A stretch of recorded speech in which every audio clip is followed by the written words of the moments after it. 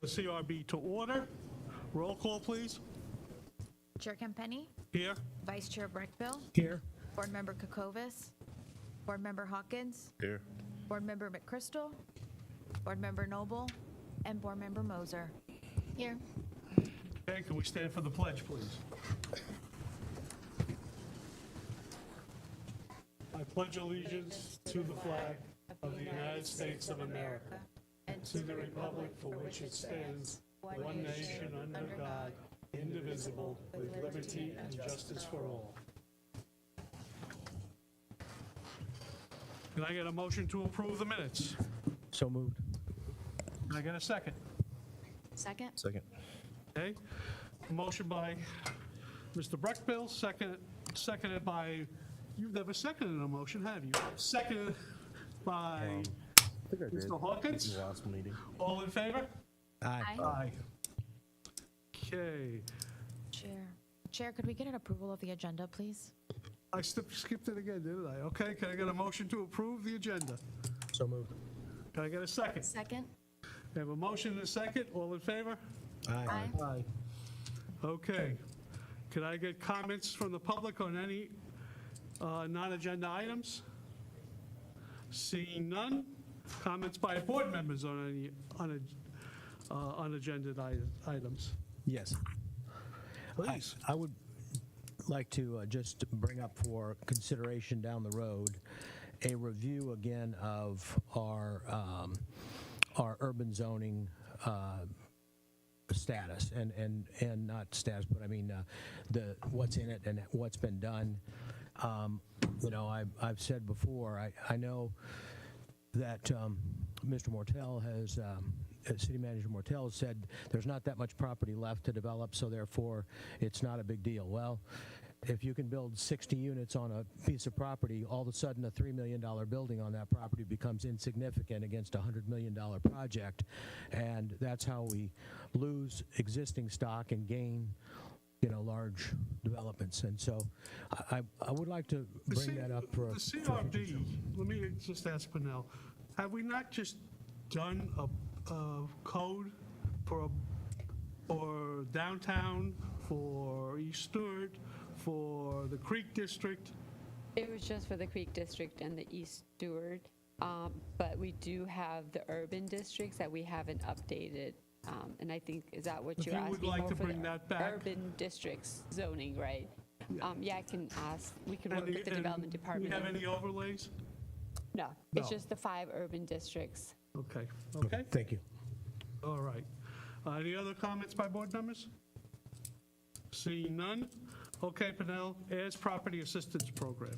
Thank you, Panal Gandhi Sauda, CRA Director, for the record. I just presented this to the East Stewart Historical Advisory Committee, so I feel like I'm repeating myself, but we're proposing a new heirs property assistance program to provide legal assistance to clear title on properties and help families keep their homes. And so what is heirs property? It's a property that's passed down by inheritance from an owner to next of kin or relatives without clear title. It's most common when an owner dies without leaving a will or estate planning and the property is transferred to multiple family members. Sometimes this happens when the property owner chooses to leave the land to multiple family members, but does not complete the formal transfer process of the title. And what happens is it causes to have a cloudy title, which means that you can't show clear proof of ownership since each family owns a fraction of the property. So why is clear title important? It's important for getting bank loans, federal grants, such as the CDBG Housing Rehab Grant that was recently offered through the CRA, FEMA Disaster Assistance Program, home insurance, obtaining building permits, filing for homestead exemption for property tax savings. And why is this a problem in the CRA? Because this causes to have dilapidated properties, a lot of vacancies due to absentee owners.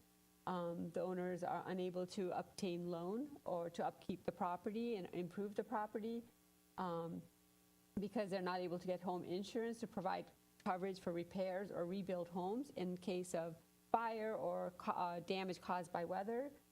They also have difficult receiving aid through government assistance programs They are vulnerable to losing property because of unpaid property taxes and other penalties, and this affects the overall community vitality.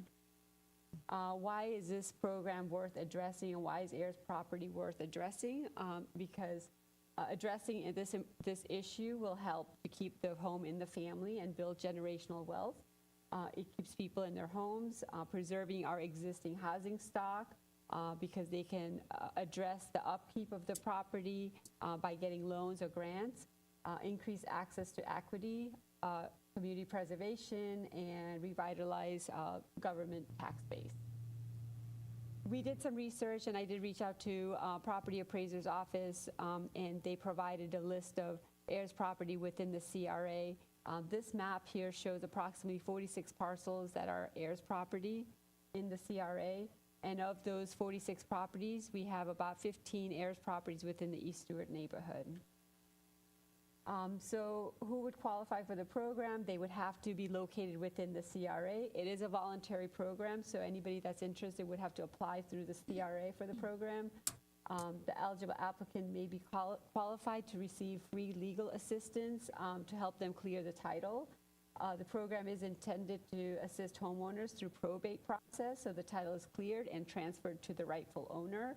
And this is specifically for uncontested matters only, meaning that if the homeowners don't have dispute as for who is a rightful owner, that's who we would provide legal assistance to help clear any title issues through the probate process.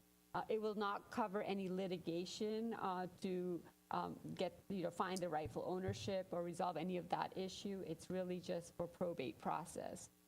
And based on the research, the cost can vary from case to case, but we estimated about $1,500 to $3,000 per case. And upon approval of this program by the CRB and then the CRA, we will go out to obtain proposals from qualified providers of legal services to assist property owners gain clear title. The CRA will be responsible for managing the program and reviewing the applications. If we find that the applicant is qualified, we will pass that application to the legal firm that's been selected to help the applicant, and it will be at no cost to the homeowner. Currently, it's not in the budget, so I am budgeting about $25,000 for the program in the next year's budget. So you will see that in August or September when I present the CRA budget. You'll see a line item that says Heirs Property Assistance Program. So today we're just looking for feedback on the proposed Heirs Property Assistance Program and also recommendation to the CRA to approve resolution number 09-2024 CRA for the implementation of the Heirs Assistance Program. Do we have any questions? Aaron, do you have any questions? I don't have any questions, but I mean, I could share a comment. My family recently just had to go through with something like this, and we ended up spending around $5,000 to get a few properties passed down to the rightful people. And, you know, I think this is a great idea. I think this is a great program, especially for longtime residents.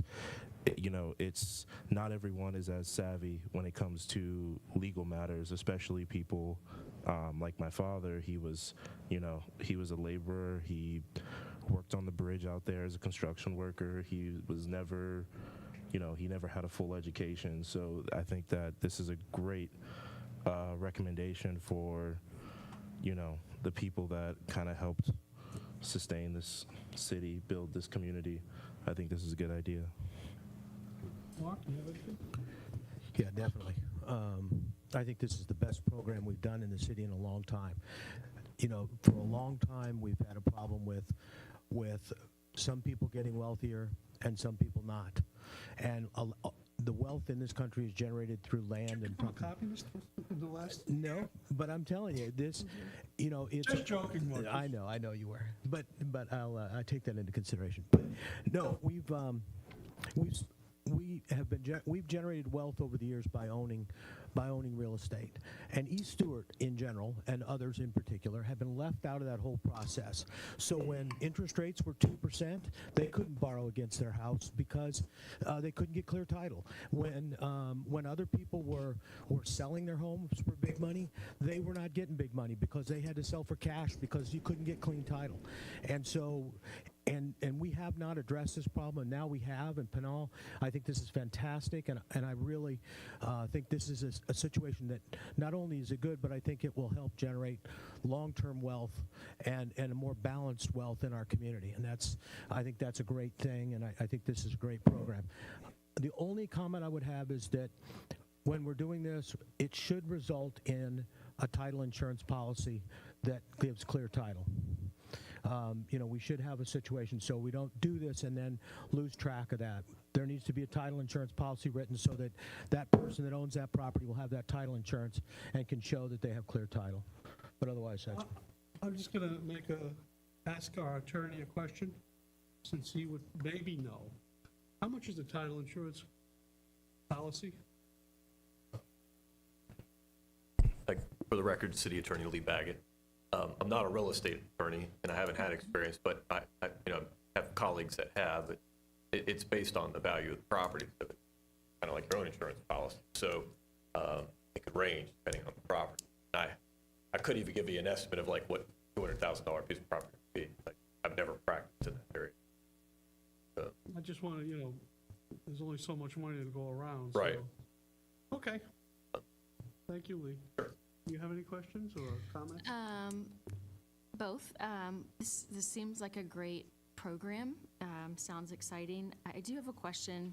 I don't know if you've looked at other communities that have done programs like this, but do you know if gentrification becomes an issue if things like this are implemented? I know that the city of Gainesville has this program, and they've had a very success rate.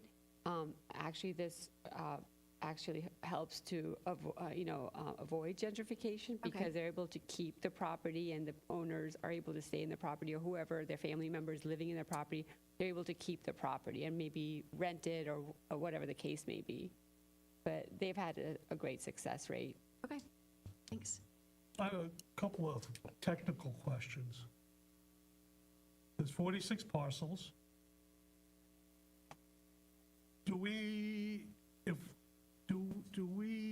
How do we know who to use? There's 46 parcels now that you've come up with, but I'm sure if you do some digging, there'll be others in there. How do we decide which ones deserve it? I mean, what happens to a person like me? I don't want to pay for probate, so I come to the city, and even though I can afford probate, I mean, how do we determine who's entitled to a policy like this? Yeah, we're not doing income limitation. It's offered to everybody in the CRA, just like our other programs. We don't look at income limits. I don't think we can, because it's in the CRA. They contribute to the TIF revenue, so we have to make it available to everybody.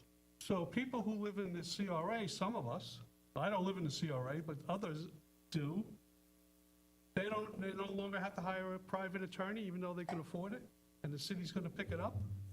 If they don't have a will and it becomes a state property, yes, they would qualify for the program. I think this is a great program for people in East Stewart. I think it's a great program for people to try to keep their properties, but I don't think it's a great program that should be for everyone, regardless of how much they make or how much their income is. I mean, to me, that's a ripoff of the taxpayer, even the taxpayer in the CRA. So unless we can decide how we can limit it to the people that actually need it, we're going to be using $3,000, say, to someone who has $3,000, and that wouldn't be a problem. Unless we can somehow limit it to the people that actually need it, I think this becomes a real handout. I think it might be fair to assume that if you can afford a probate, you might already most likely have a will made.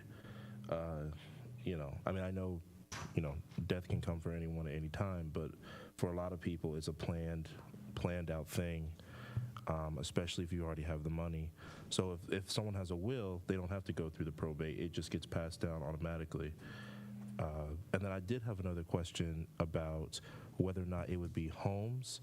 Is this specifically designed for homes and for people that want to live in the area, or say if you own a bunch of land in the CRA, or your parent owned a bunch of land in the CRA, are those people going to be able to take advantage of it? How exactly does that Yeah, factor as long in? as they own the property, they don't have to live in the city, but they have ownership of the property, a share of the ownership, right? So in order to clear the title, they would be involved in the process, and so they can be transferred to the rightful owner, whether the owner lives here or not.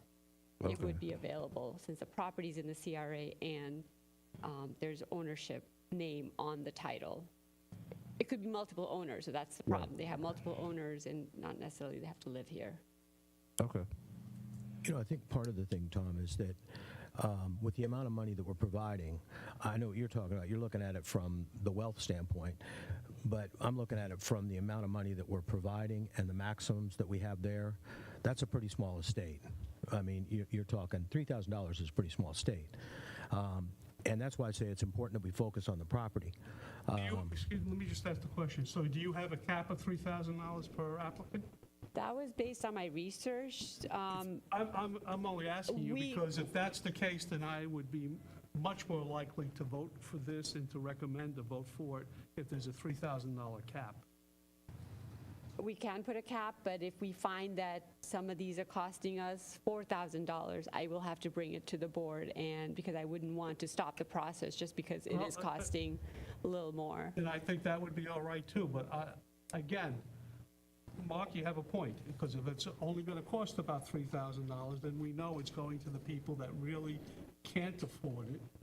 Right. And so I would be okay with that. I'm just very leery of giving a free-for-all where anyone who doesn't feel like paying their fair share just decides, okay, well, we have a program in the city, and the city's not using income verification or anything else. It could be a $500,000 Right, no. piece of property. And that's why I mentioned to Pinal that I think we need to focus on the end product being title insurance, because not everything needs to be probated to get the title cleared. The city may be able to step in some of those cases and assist with the transfer and the cleaning of the title, and it may not have to go through the court system at all. So all I'm saying is that I think that the focus, and I agree with you, Tom, but the focus here, if it stays on real estate and clearing that title and allowing that wealth to transfer, the probate issue will become less of an issue because not everything needs to be probated. Well, I'm not so sure I can, as right today, approve this or vote for an approval, but what I can do, if it's all right with the rest of the board, and we need to get this in the budget, I think it should go in the budget at $25,000. I just think we need to flesh out who's going to be eligible, how we do this, but I think we should say for the CRA budget, we will put $25,000 in, and then we can come back at our next meeting or even the meeting after that and flesh out how we're going to administer the program. Because we're always changing programs. Look at the BURP. We change it like once a year. So I just feel it's a very important program. I like the program. I just don't want to give people a free ride. So if we max it to $3,000 per property, then would that help resolve the issue today? As far as who's eligible, I know the city manager or the city attorney always has mentioned that the programs that the city CRA offers has to be eligible to everybody in the CRA. It cannot be limited. Is that true, sir? That's how he's always expressed it to me, so Well, he's right here. He's the city we have a attorney. new city attorney now. I've not had the opportunity to express that, but I guess it kind of depends. To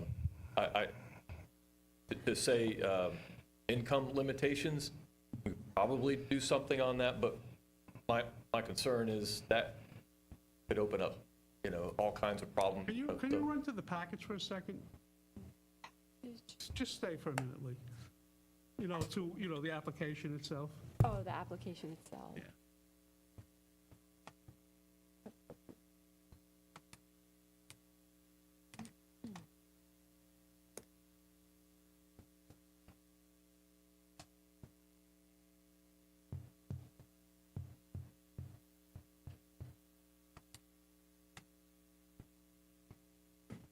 Can I just make a comment really quick on the income limit? I do not know how this stuff works really at all, but I am just thinking about, like, in my own family, going through this with a grandparent who passed away and probate for her home. Some family members did not have money to contribute and other family members did. And so I wonder how, like, if we're talking about income limits, how fair that is. Maybe there's somebody in Gainesville or Jacksonville Well, who's, makes a so- good income, but they're a family member. I can't really read that, but we asked some questions. I don't know why we can't ask a question about, simple, can you afford to pay for probate? Because they're putting that, they're gonna, at the end, they're going to say yes on it, and it's an application for assistance, and what happens if you don't tell the truth on an application, if we want to really get tough on it? What if we limited it? Oh, sorry, I wanted to say, what if instead we came up with a limit based on the value of the property? Because like you were saying earlier, if the property is, say, a $1 million valued property, you've got to have the money to pay the taxes on that. You're telling me you don't have $5,000, $10,000 for a probate or a will? So maybe we can find a limit on the value of the property that makes sense there to, That would be good, that's a good idea, yeah. for the value of a property. So, $250,000 for the property? I would prefer to look at some data and come back to that. I'm not sure.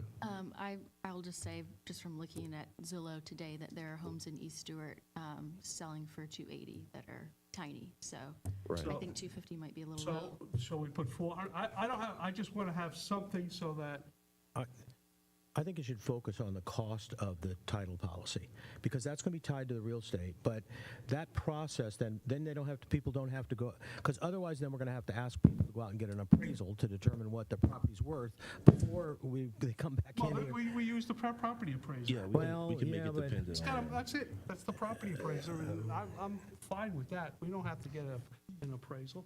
And I'm not so sure we want to spend money on title insurance. I mean, that's going to cost about $1,000. So automatically, you've just taken $1,000 out of their legal bill. So I would have no problem if we said $400,000. I just want to make sure it goes to the people that actually can't not only afford probate, but they've been fooling around, especially in East Stewart, for years, and it's generations, and we haven't had clear title. And this way, they get clear title. But I just don't want to rip off everyone else. And We have 46 properties. It's pretty easy enough for me to figure out what the value of those properties are and come up with a number based on the maximum value of the property that I find on that list. If I find that it's about 350, then I'll just use that number as a max number. 'Cause Right. that's And keep But in of course, the keep property- in mind, Paul, that the attorneys, if they do the title insurance, they're going to get paid something. I mean, that's a lot of them. That's they would make the money. That's how they make the money on closing. So I think there'll be a number of attorneys that, within those price ranges we're talking about, will be willing to do this work just to do the title insurance. And so I'll just mention, I think that's a real plus. so it's $3,000, I mean, this is the way I hear, $3,000 per applicant, or value of the property. value of the property, whatever Pinnell does her, that way it Right. moves along. Right. And If I need to adjust it based on what I find, can I adjust it and present Yes, it to the please do. CRA? Okay, I can say that the CRB recommended 300, but based on what I found. That's fine, Okay. that's fine. And if that's okay with the board, then I'll look for a motion to recommend this to the So moved. CRA. Motion by Mark, do I get a second? We also have a maximum of $3,000 per property is, Yes. okay. Second. Second by Aaron. Do you want to do a roll call? Board Member Hawkins? Yay. I'm sorry? Yes.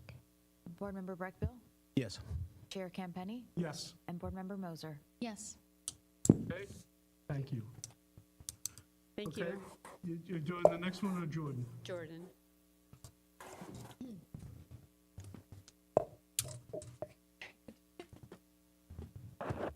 If you wish to speak on this item, if you fill out a green card and give it to the clerk, please.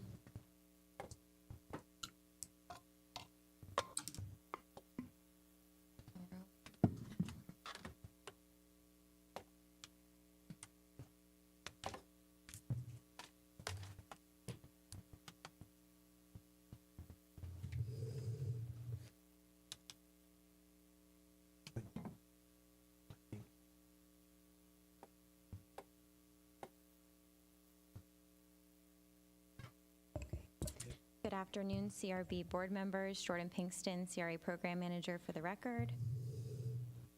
The Community Redevelopment Agency's Business Improvement Grant Program is an incentive program designed to encourage visible exterior improvements to the existing commercial properties and encourage private investment within the CRA. The program provides a reimbursement grant of up to $10,000 of public funds per property to match private funds to pay for the design and completion of property improvements. Funds are appropriated annually by the CRA. The projects are evaluated based on 4 categories, including overall visual impact of the property and proposed improvements, how the project relates to urban street and improves pedestrian walkability, private investment to grant request ratio, and improvements that help to preserve the historic building.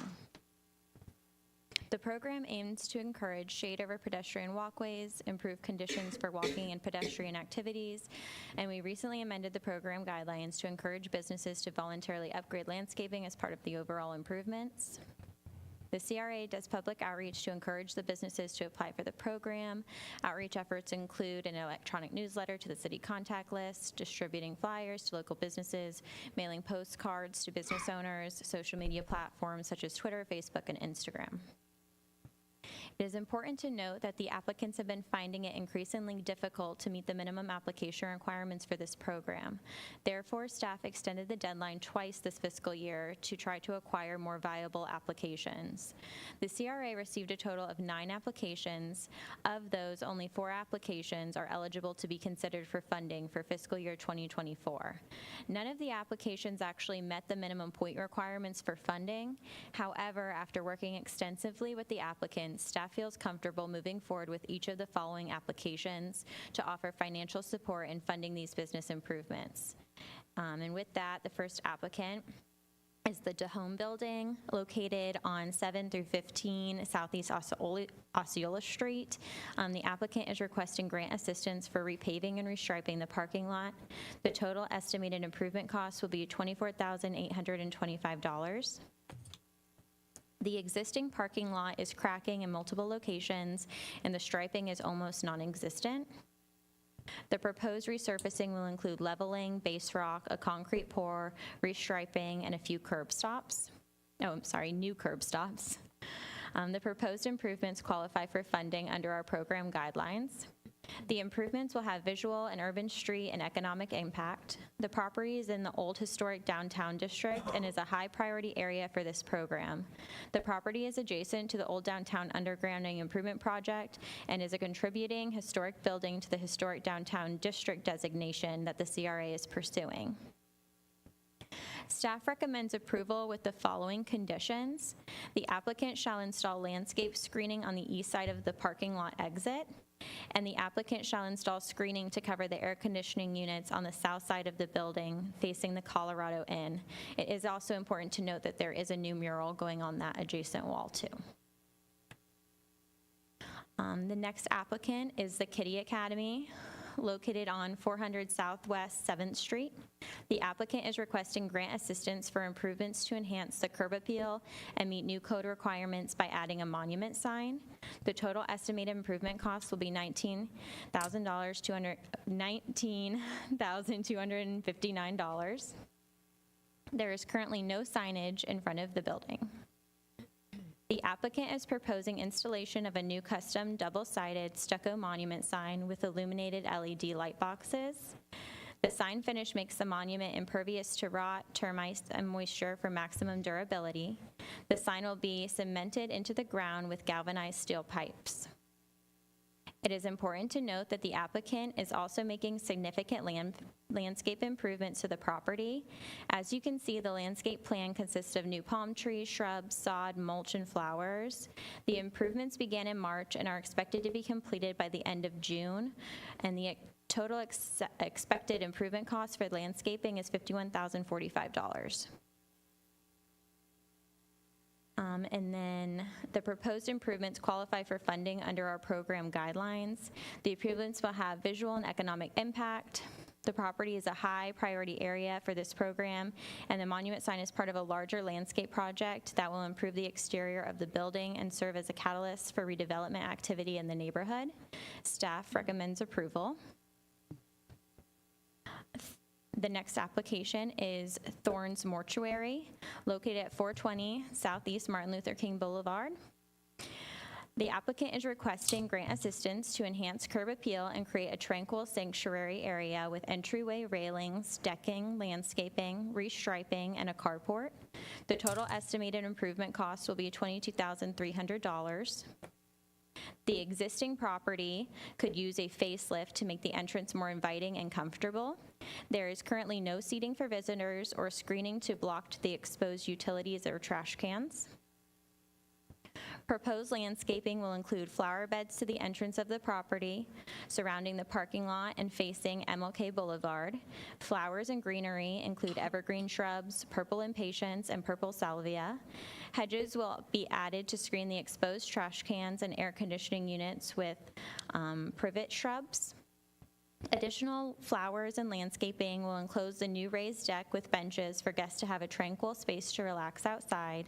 The current steps to the building will have railings added to ensure safety of visitors, and a carport will be placed on the property to cover the mortuary's business vehicles from the floor to sun. It is important to note that the applicant's property is adjacent to the MLK Complete Street project. This project includes elements that will create shared use paths for both pedestrians and bicyclists, on-street parking, bike racks, high visibility crosswalks, a mid-block plaza area, street lights, and landscaping. I have included a snippet of the improvements proposed on MLK in front of the property. These proposed improvements qualify for funding under our program guidelines. The improvements will have a visual, urban street, and economic impact. The property is in a high traffic, visible area with a high priority area for this program. And as mentioned, the property is adjacent to the MLK Complete Street project and will serve as a catalyst for redevelopment on the corridor, and staff recommends approval. The last application is Wholesale Mulch and More, located at 1295 Southeast Cutoff Road, Dixie Cutoff Road. The applicant is requesting grant assistance to improve curb appeal, functionality of their property, and to install a new fence. The total improvement cost is $14,500. The existing fence is 360 feet, and most of the fence borders the Dixie Cutoff Road. The fence is in disrepair and improvements are needed. The proposed fence will include a 6-foot privacy fence with new board-on-board galvanized posts and 8 feet on the center, which will ensure a more stable and longer-lasting fence. The improvements will have a visual and economic impact. The property is located within the grant's priority area, with the fence abutting along Dixie Highway. The applicant has already completed landscaping in front of the building, as you saw, and the property does not have sidewalks, so no shade trees would be recommended along that road. Staff recommends approval.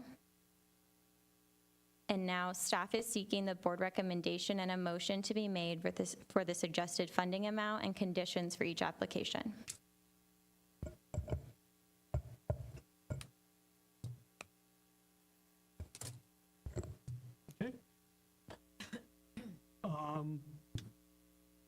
This is this year or next year's? This year's. We have that kind of money? It's only, well, these are matches, so It's up to $10,000. So as you Yeah, see, yeah, I understand, but we have 38, what is it, 38,000, 36,000? 36,880. we have 50. We still have that same money? Yes, So- we never, this is the first time we've brought these applications forward because we extended the deadline Oh, twice. okay. So we still have it from last year, from October. yeah, Yeah. current year's budget, okay. Okay, anyone have questions for staff? No? Do we have any public comment? I do not. Does anybody wish to speak? Okay. I will entertain a motion or discussion from the board.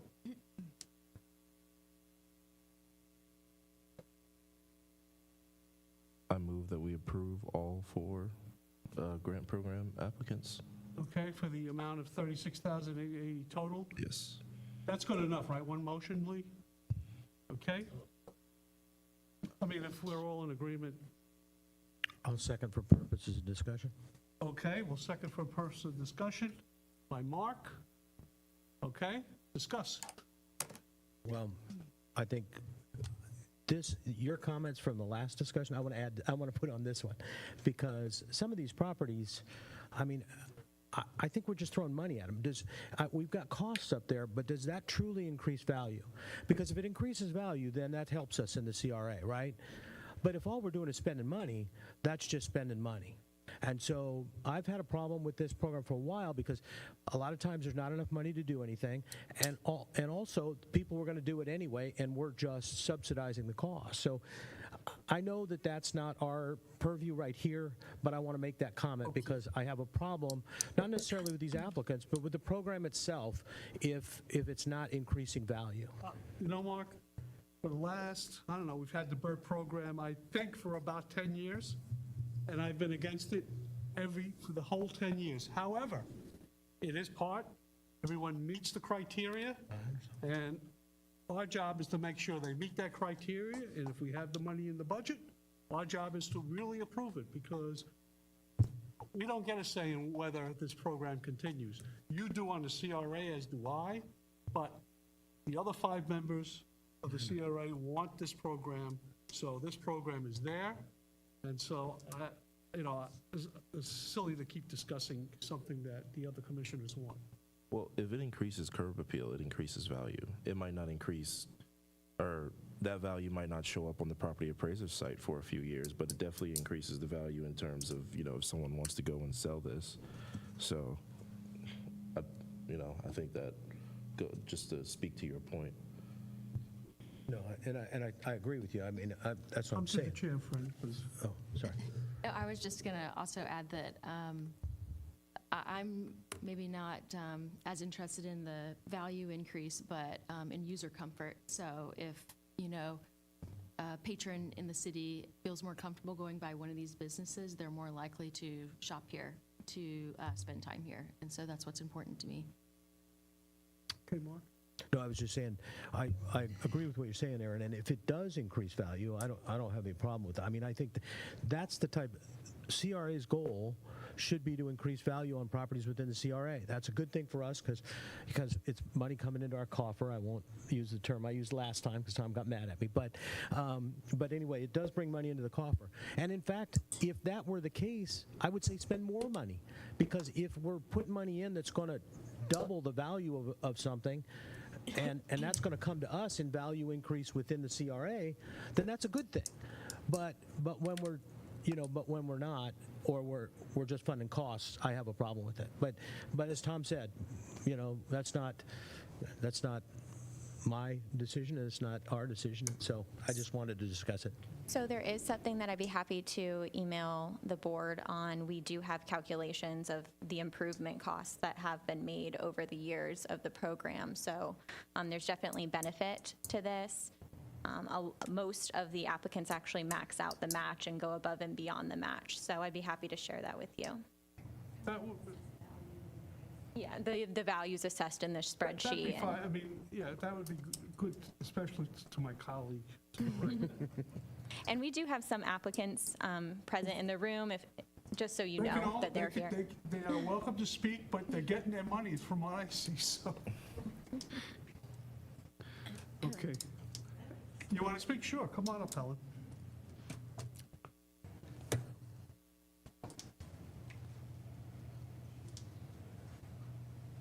Helen McBride, excuse me, Mango Avenue.